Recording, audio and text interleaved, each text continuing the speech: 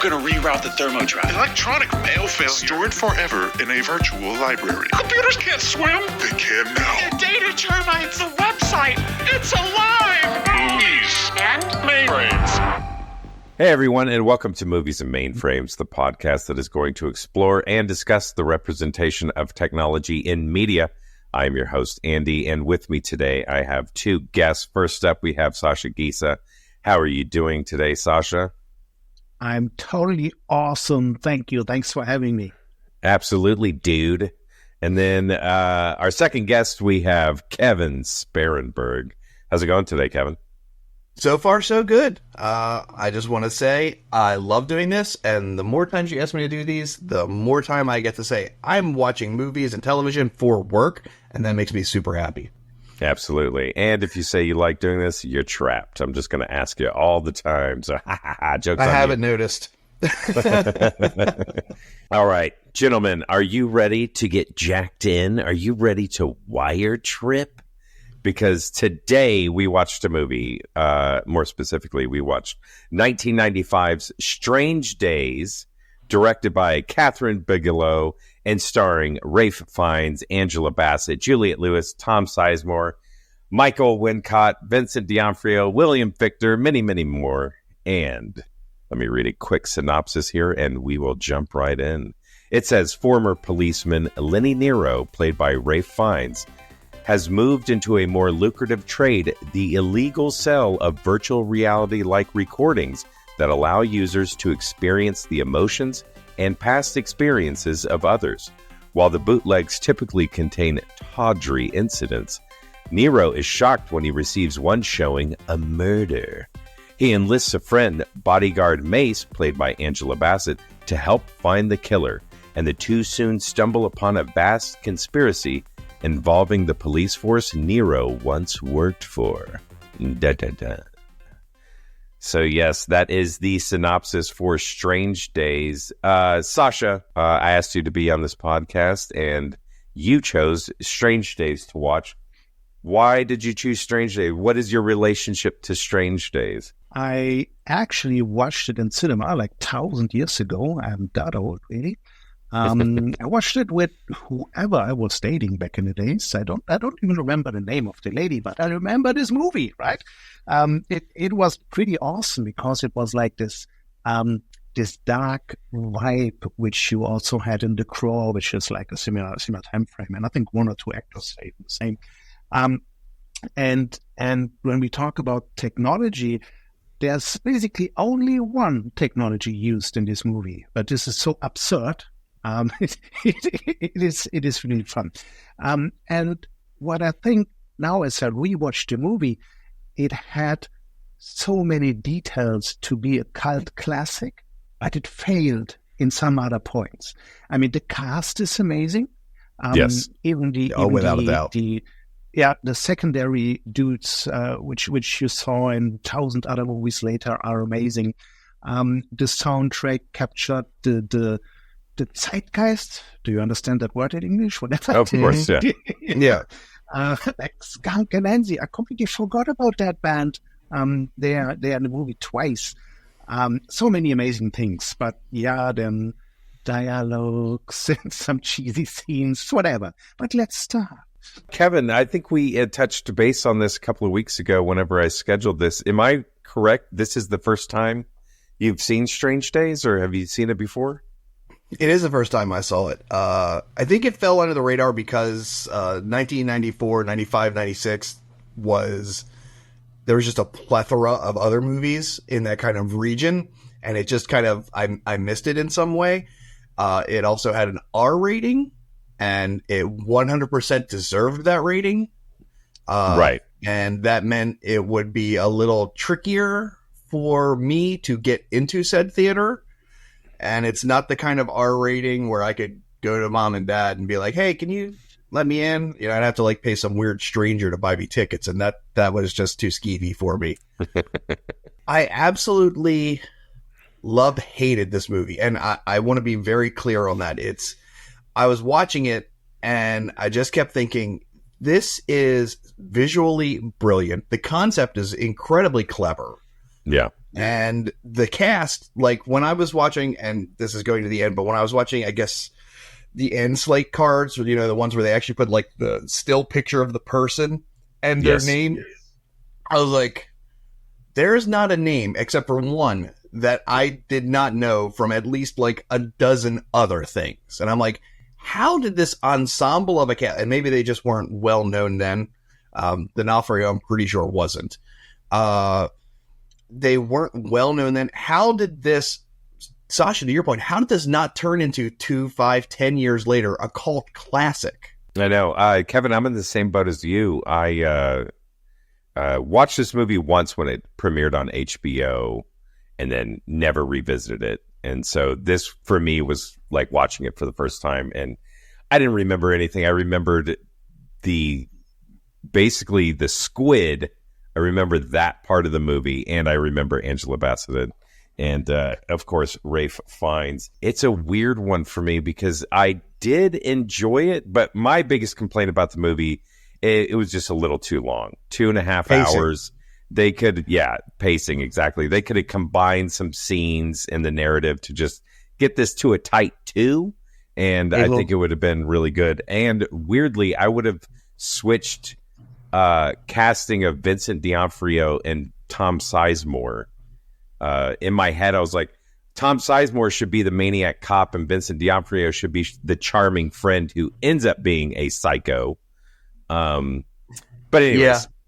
I'm wondering if that's one of the things where D'Onofrio hadn't really spread his wings, to use the phrasing, and become, the guy known for, the unhinged cop from Law and Order and Edgar Suit. I think you're forgetting an amazing performance of him as Thor, the auto mechanic in Adventures in Babysitting, Kevin. I mean, just off that, you should know his range. Wasn't he the guy who shot himself in Full Metal Jacket? Of course, yeah. Yeah, I'm not saying he doesn't have the range, but I feel like when I saw him one there wearing a police uniform, I'm like, man, it's always been a cop in something, in some way. Because my mind immediately went, I watched way too much Law and Order for way too many years. So I was like, criminal intent. Yeah. Done. At the end of the movie, whenever he's just full on crazy, covered in blood, about to shoot Ralph Fiennes, like he straight up looks exactly like Gomer Pyle from Full Metal Jacket. He's got the Kubrickian stare going on. I was like, oh, there he is. There's that psycho. This movie came out in 1995. The movie takes place on December 30th in 1999, right at the edge of the millennium. Y2K is looming, yet there is no mention of Y2K in this movie. I wondered that too. The world is going to end, but no one thinks the computers are going to melt down. Well, so that's the weird thing watching this movie is that it's... Okay, movie comes out in 95, supposed to take place in 99, but besides the squid that we'll get into in a little bit, there isn't, like you said, Sasha, there really isn't technology in this movie, except for a few things that we'll talk about, like, transcription voicemails. Awesome. Way to forward think there. But there are really no computers in this movie. There's zero mention of the internet or anything like that. And it's strange because it's dealing with the technology. And at the time, in 1995, that same year, the net comes out. Hackers comes out. So the internet is a thing. They are pushing it into the mainstream. It is really becoming a thing in pop culture, and zero. Like, I'm trying to think, is there an actual shot of a computer in this movie? I don't think there is. I don't think so, but I read the IMDb page, and apparently the script was written by James Cameron, who happened to be the husband of the director by that time, and he wrote it in the 80s, which could be a good explanation why there was no internet. And I guess the choice to go for this particular media, which we didn't even discuss, was probably just because it was a hot thing by the time they recorded the movie. But yeah, there's nothing else. Internet doesn't really exist. Otherwise, it would be a little bit easier to get all those snuff things. I saw one computer. Well, one computer and a ton of CRT monitors, which was in above the club. Oh, yes. It was the only time I saw an actual keyboard, and I made note of it because I was like, I'm pretty sure that's an IBM Selectric 2, like the most clackety clack keyboard that existed in that time frame. And I know because I had one, and the sound was just lovely. Yeah, Sasha, you touched on it. Because if there was an internet in this movie, Lenny Nero would not have a job. He would not be this peddler of, in back alleys selling people clips. It would just all be online. Yeah. And well, he'd have the job. He just wouldn't be able to use his swarmy, salesperson-y in-person used car salesman thing. And the whole time he's doing that kind of shtick where he's like, he takes the one person, I guess he's portrayed as kind of a lawyer, the guy who's like really straight-laced. And he's like, oh no, here, well, I'll just go here and blah, blah, blah. And he's like, you are an 18-year-old girl. And like, number one, that just kind of weirded me out. But the whole time he's doing this, my geek brain goes back and says, this feels so much like Quark's holosuite from Deep Space Nine. What am I? I'm the only Star Trek nerd. So yes, that's what I got from this, and that's that swarm, that salesperson, especially early after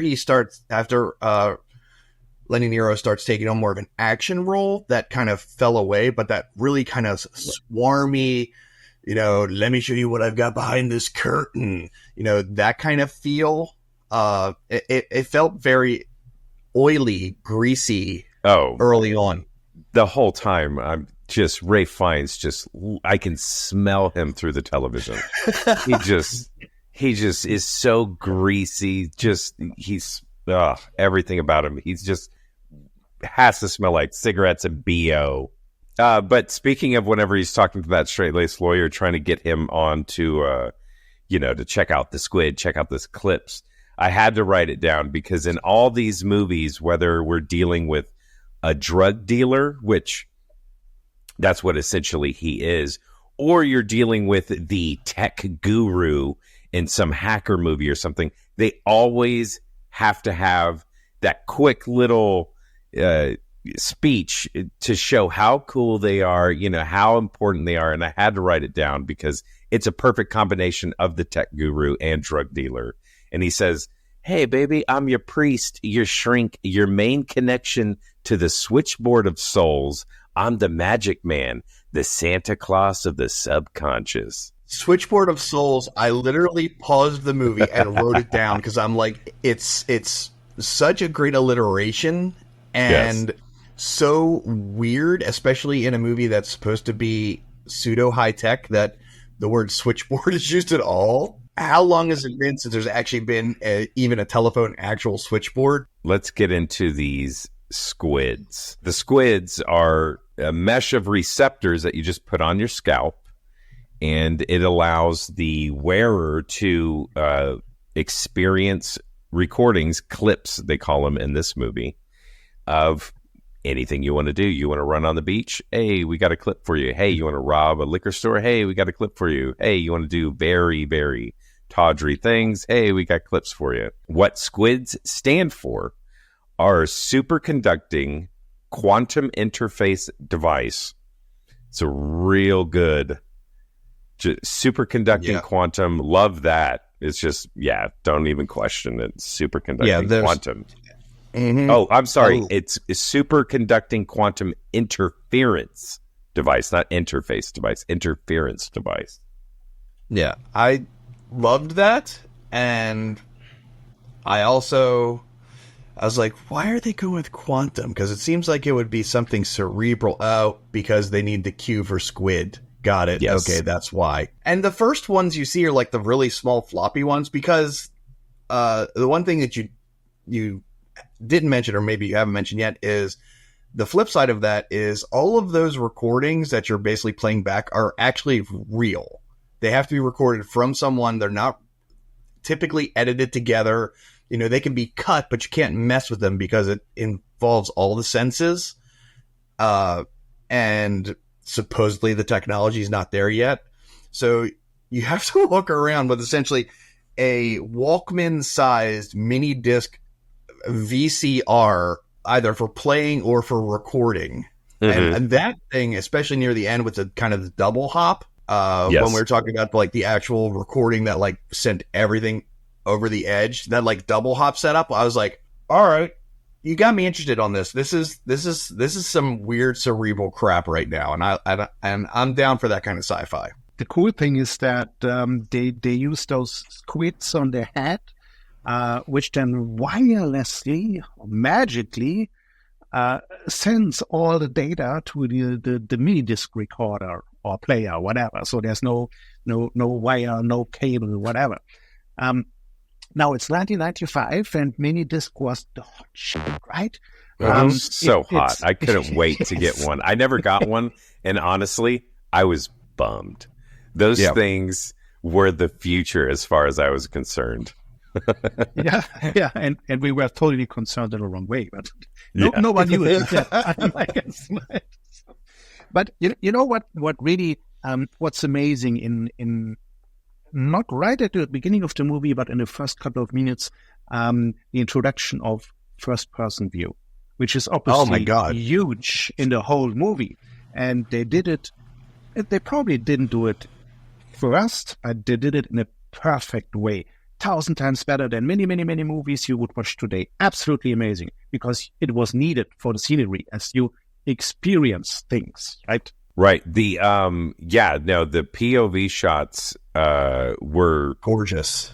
I was actually really surprised whenever that this movie starts off with a bang with that intro, quote unquote one shot that lasts for about 4 minutes. So I'm watching it. It's like, oh, I'm jaded because we've all seen one shots that are obviously more impressive than this one.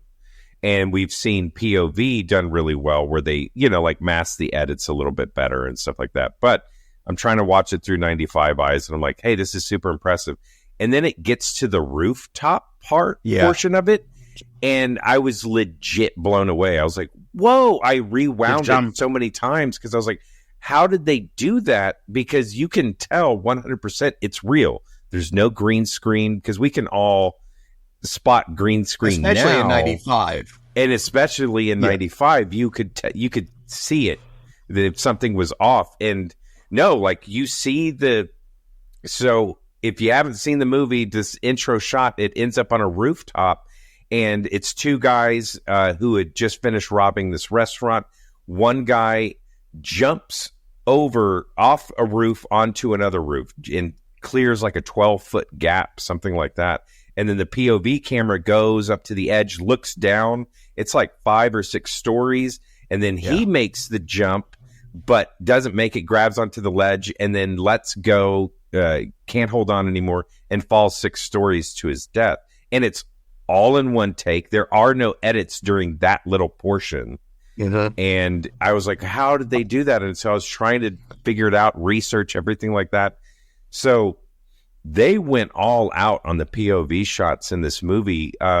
They knew they wanted them. They knew they wanted them to look good. And since Catherine Bigelow just kills it directing this movie, so good. And I mean, that nothing new there. I mean, she's won an Oscar for directing. But I mean, coming off Point Break, baby, and then coming into this movie, she's really coming into her own. What they did was they basically created their own camera system. It took them like a year of research and tinkering to finally come up with the system. It ended up being this basically a stripped down RE camera system. They got it down to 8 pounds. And then that rooftop scene is a combination of a guy wearing a Steadicam and then getting hooked into a harness crane system and then falling through a decelerator. And it looks seamless, but it's apparently that whole entire opening sequence of 3.5 minutes took 6 months of planning, preparation, rehearsal, and shooting to complete. And it's like, good Lord, 6 months for 3.5 minutes. But it caught me. You start off the movie like that, and I'm like, okay, I'm in. Let's do this. Yeah. So, I was blown away by that, and my completely over cynical self going into this is like, oh, well, the other guy cleared it by like 12 feet, like a couple of meters, no problem. He made it easy. And my dumb head's going, well, the reason the other guy didn't make it is because he was carrying all that camera gear. Steadicams are heavy, man. You can't just jump.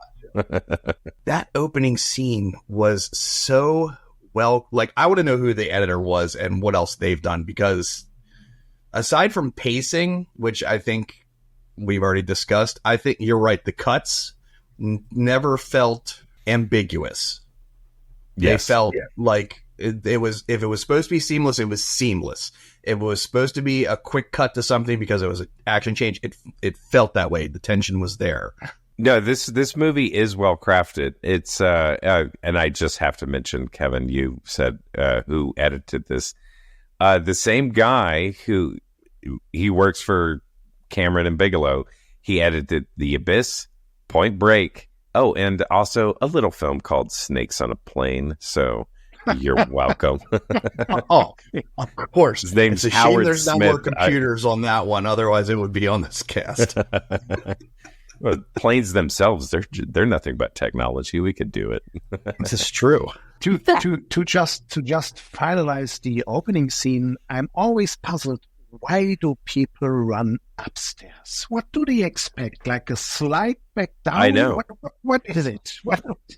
One thing I really appreciated about this movie that we touched on is that this movie is dirty and scuzzy and lived in.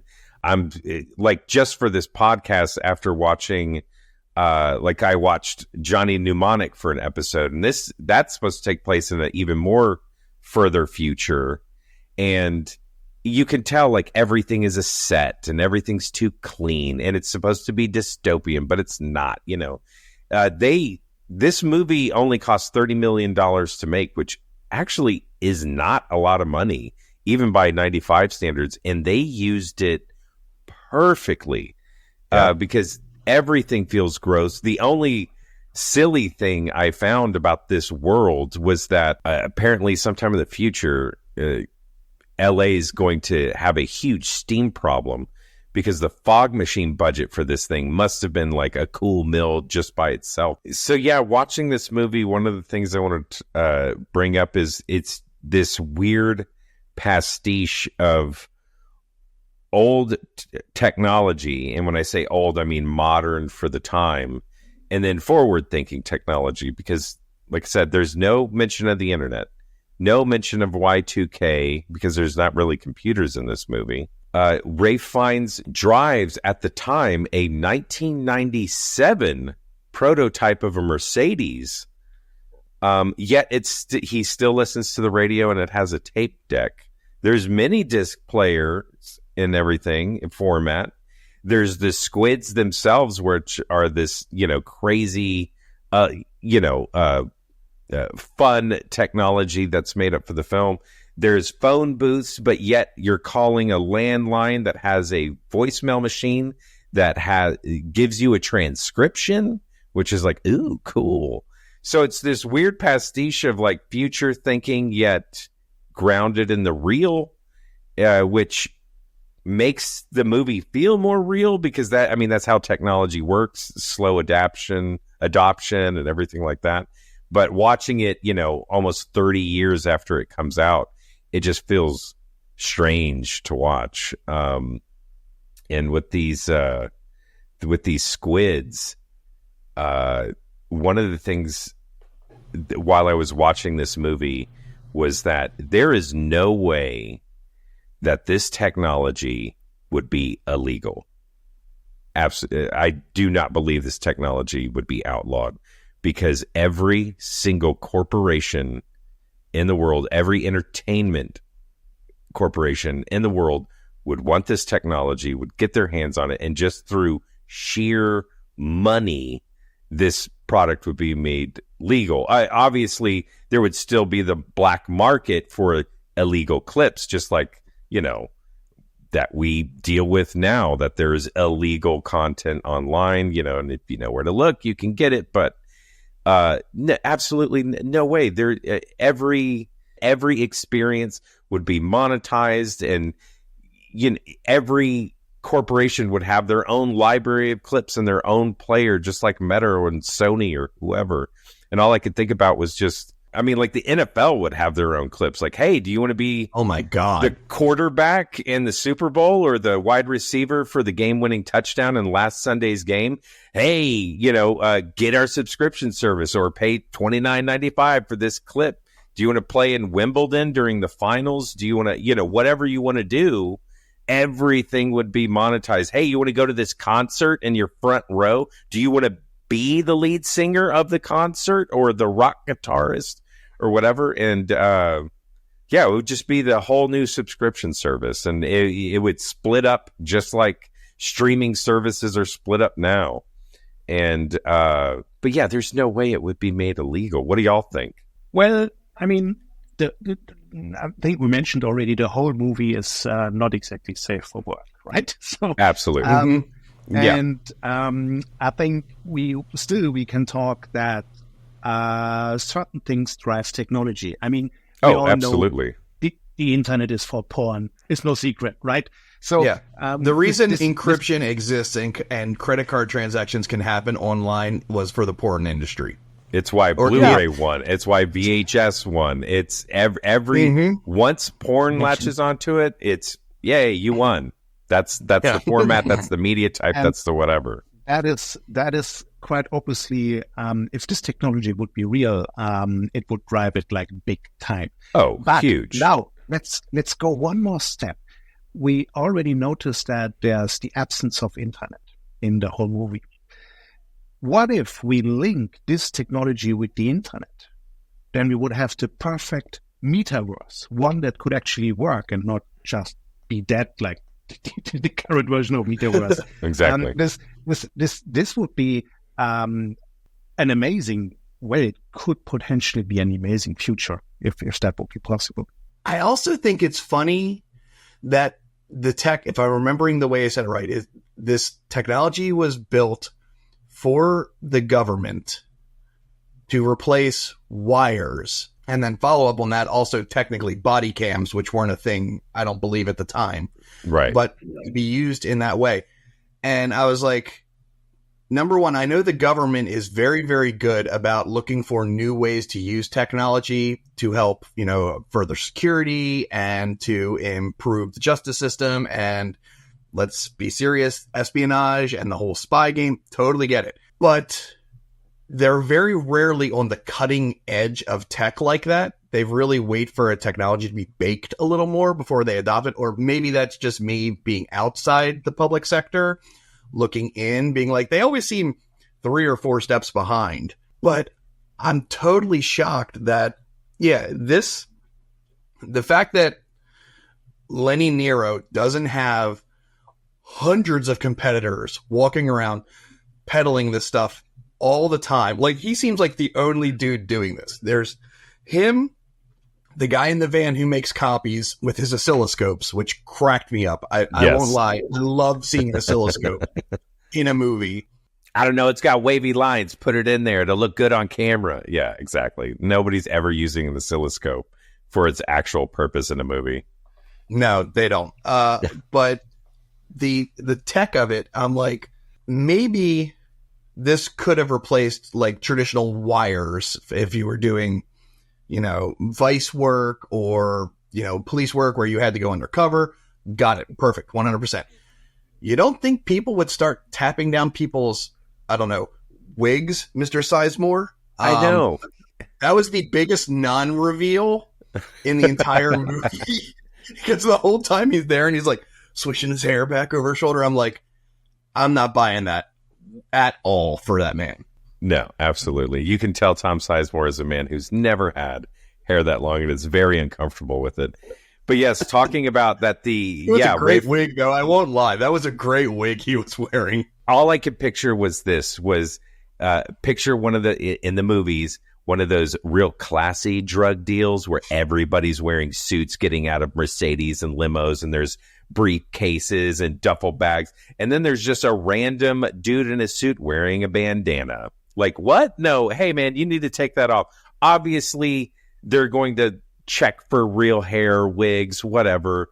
And also, the other thing is that this device records the emotional state of the wearer, which I would just have to assume is not a good look for submitting evidence, because at least with the wire or just straight up surveillance footage, it is objective. It is just watching. But if you have the emotional state of the wearer coloring the footage, then if you're feeling their fear and their heightened adrenaline and all this kind of stuff, it could be absolutely unwarranted. You know, it's just their own mind and their own state of mind, which, yeah, I had to shoot that person because I feared for my life, but did you? You know, it's just because you were scared doesn't mean the situation warranted that kind of response. So, but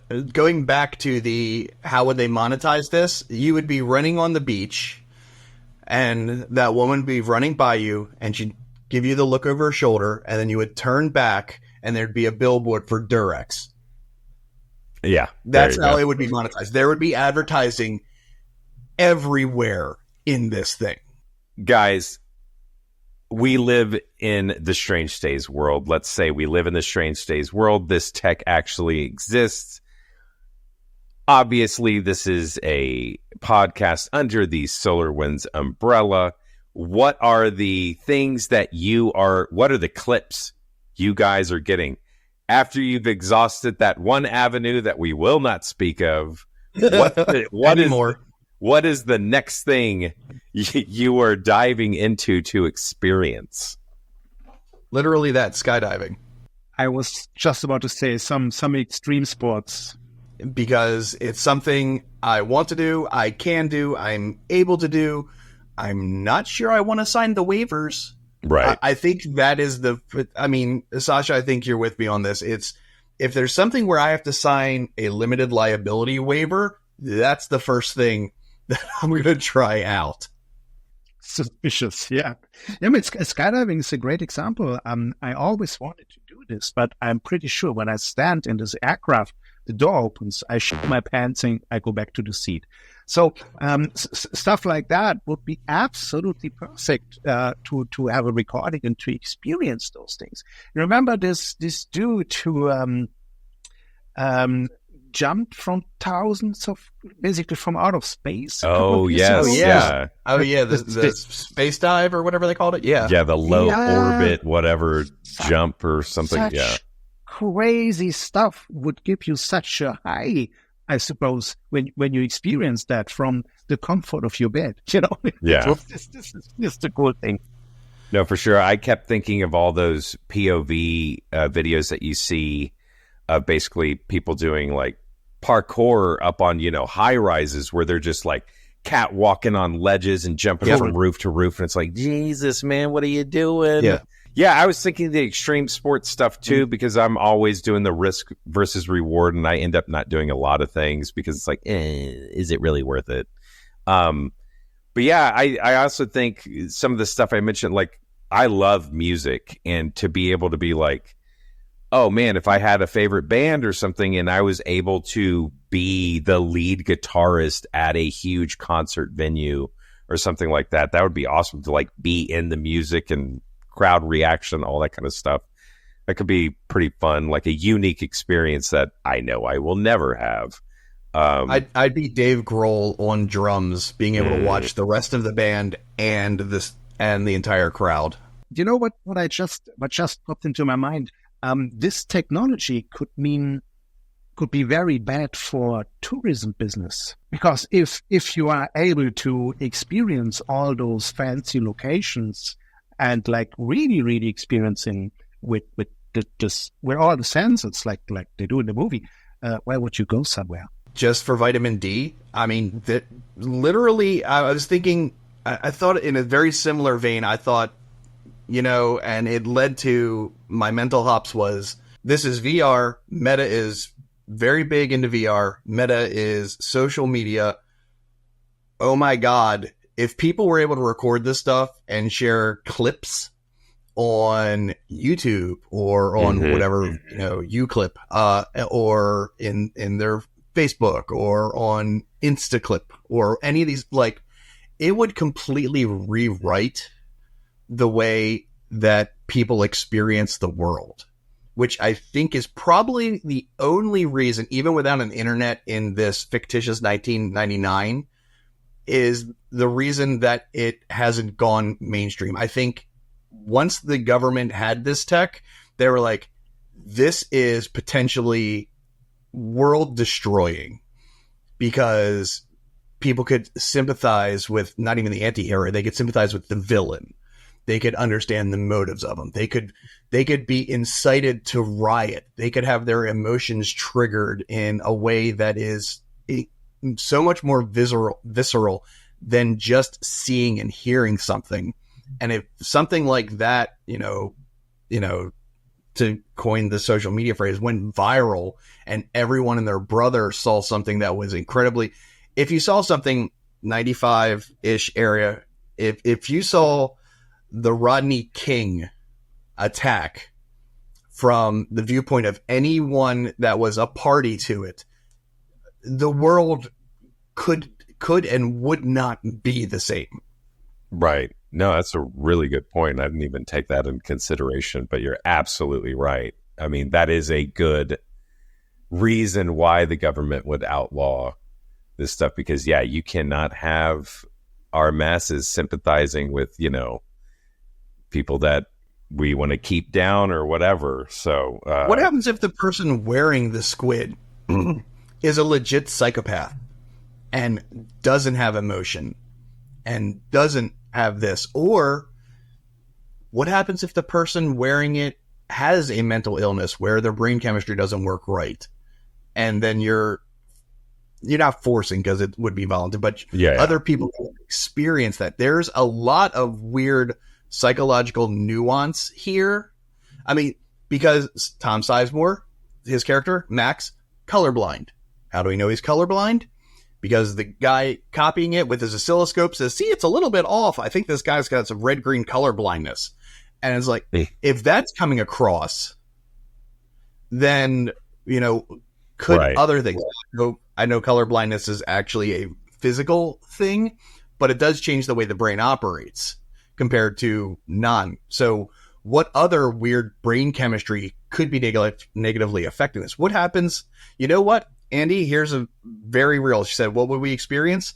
There are people that go on acid trips or take mushrooms or do any of those things. If I could do that 100% safely, but not mess with my brain chemistry like properly, that's something I'd be interested in, because maybe there is something to these people, aside from the fact they're putting that stuff in their body, which I'm not down for. I will stick with nicotine and caffeine. Thank you very much. It's the good old stuff. No, that's a really good point.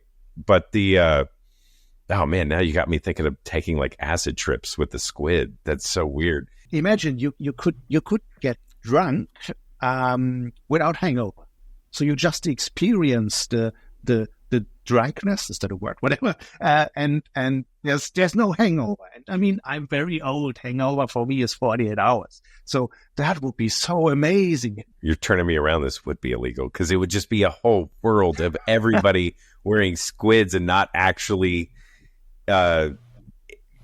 experiencing reality. And everybody would have on a wig, a bandana, a hat, a helmet, something. You would never see anybody's natural scalp for the rest of their lives. I think we all agree that this is a brilliant concept, and if placed in the real world, would be at the mercy of the wrong hands. Whether we're talking, the capitalist money grubbers, the politicians, or just the skeevy people. I mean, the fact that the one guy Lenny's talking to is his supplier. It's like, I don't do snuff. It's like the very first thing. He's like, I don't do snuff. That's not, all my customers know I don't do snuff. It's like, dude, fine, whatever. It's like, I get it. You have, quote, principles, and morals in this world, sure, why not? Mhm.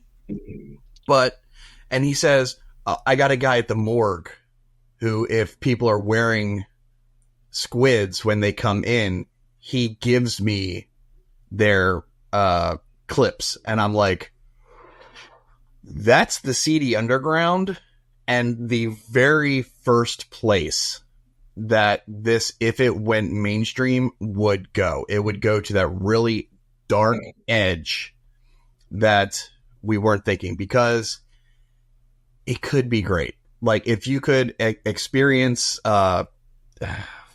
it's cliche, but people are like, well, you never experienced childbirth. Well, now you can.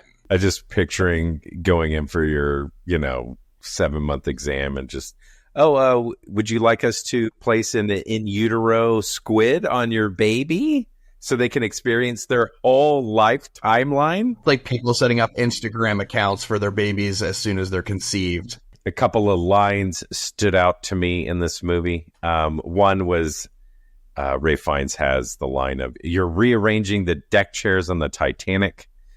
Love it. Obviously, James Cameron already has, he co-wrote the script. He already has Titanic on the brain. He was supposed to direct this movie, but he got busy with the pre-production of Titanic. And so Catherine Bigelow took over because I know the Titanic pre-production was insane as far as like taking up his time. I got to build a new submarine because I'm James Cameron. And then one thing I was shocked to find out is that towards the end of the movie, when Angela Bassett is just reading Ralph Fiennes' The Riot Act about his life and not to be obsessed with Juliette Lewis anymore, and she goes, "Your life is right here, right now."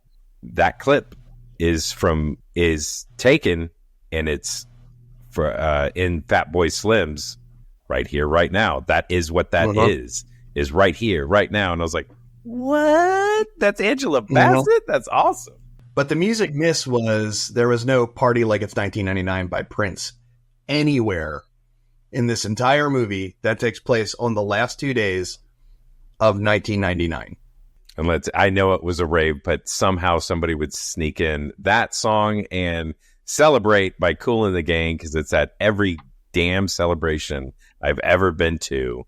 It's like, oh my God, stop it with that song. Wrong parties, man. Wrong parties. But overall, I enjoyed this. It made me think, aside from pacing, it made me think about technology, the way I experience life, the importance of memories that you constantly play back.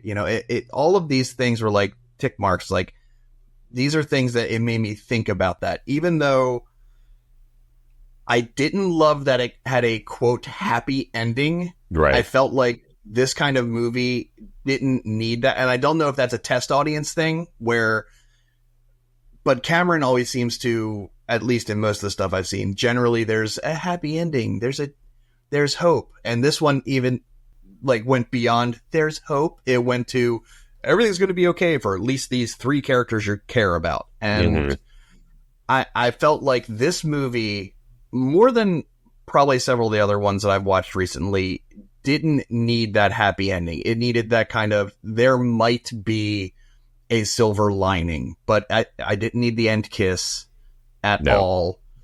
It felt gratuitous. And for me, it felt like something that may have not been part of it. It didn't feel really super disconnected. It felt a little disconnected. Like, this is something that when test audiences saw it, they were like, but what happens with blank? No, I agree. I was really bummed because I'm watching the end. One, I felt this movie had the Return of the King problem where I thought it was going to end in 3 different spots, but it just kept going and going and going. I was like, oh, Tom Sizemore is giving a straight up 5-minute exposition dump of like, and it was me the whole time. And let me tell you everything that I did. And I was like grinding the movie to a halt. And I'm like, oh my God, okay, well, it's going to end here. Nope, it's going to go here. Nope, it's going to go here. And so, but I was super bummed. Like, whenever the police commissioner just shows up in his tuxedo in the middle of a riot Out and of nowhere. arrest those men and get her to a hospital. Like,